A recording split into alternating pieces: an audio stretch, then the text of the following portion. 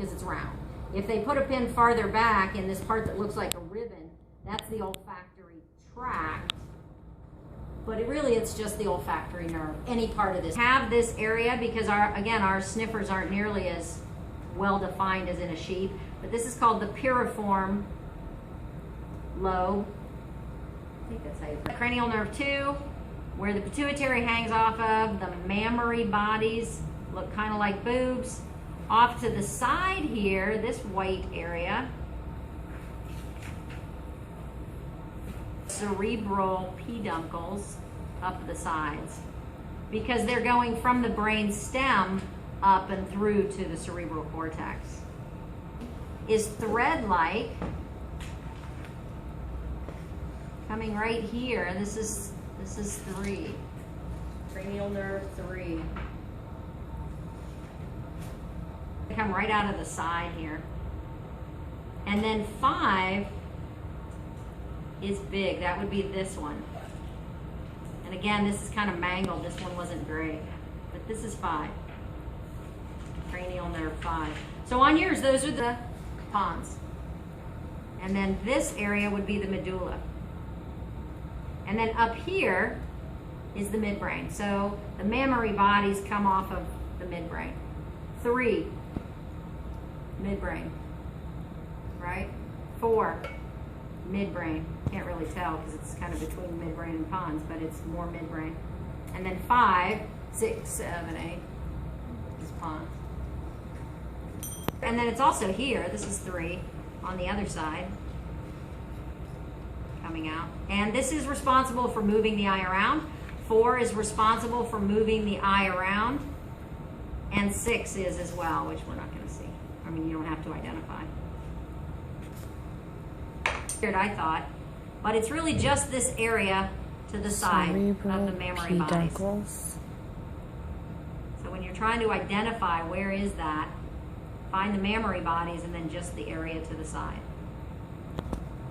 You can see 3 laying on it. If we turn this over to the other side, here, that might be easier, better lighting. If you pull this back, be careful how much you pull it back, but if you pull this back, and you can't see it real well. Oh, there it is. Looks like a butt, doesn't it? It really does. Yeah. That is the superior colliculi. Remember we talked about superior the corpora quadrigemina, right? So this is going to be reflexes based on vision. And it looks just like a little bitty butt right here. At these bumps, which are a little farther out, that's the inferior colliculi. So somebody in one of the other classes said that they remember that these are the superior and based on vision because they're closer together. We should be able to see, but I don't see it. We should be able to see the pineal gland, but like I said, I'm not seeing it in there. It would be right in the center, like a dingleberry right there in the middle of the butt cheeks. You'll never forget it now, will you? Beautiful. I feel like Julia Childs. Ooh. Okay, so here we go. This is right in the center. So let's see what things they want us to look at. There is a hole, an actual space in here. You guys see that space? That's the lateral ventricle. That's one of the lateral ventricles. This one has a space behind it, but there's a membrane here. The membrane is the septum pellucidum. Septum means wall. And so this is the wall between the 2 lateral hemispheres. And it's a very thin membrane. If you poke through this area, this is the thalamus.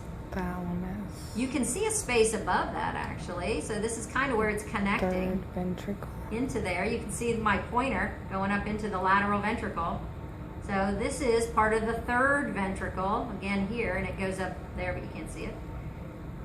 So this space in the center, the opening, would be the 3rd ventricle. The solid part, that is the thalamus, because the thalamus makes up the wall of the 3rd ventricle on each side. Aqueduct.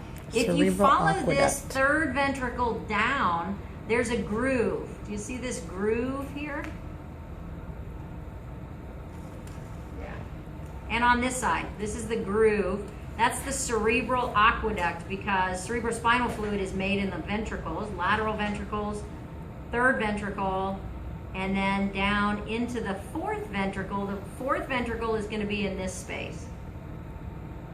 Oh, that's nasty looking. Between these, you might be able to find the choroid plexus. See all this darker goo?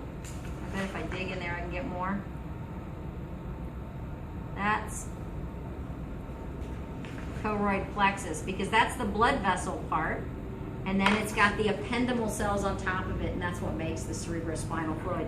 You can see a little bit over here too, and it's going to just look like a darker jelly kind of goo. This is the corpus callosum. This is that really white, those white tracks that connected the two sides on the top of the hot dog. And if you look at your picture on page 11-7, these are the things that are labeled. So the top of this is the corpus callosum, and then you've got the space or the septum pellucidum, and then underneath that, this little bit of white at the bottom is called the fornix. And the fornix is just the tissue underneath it, but they could ask you about that. If you follow this back, here's our third ventricle, or here's our thalamus, sorry, and third ventricle. This bump in the back, this is our pineal gland. So let's look at it now. Yeah, it was way above our butt. Here. If this is the thalamus, then this area under here Hypothalamus. is the hypothalamus. This really white thing is going to be optic nerve, cranial nerve 2.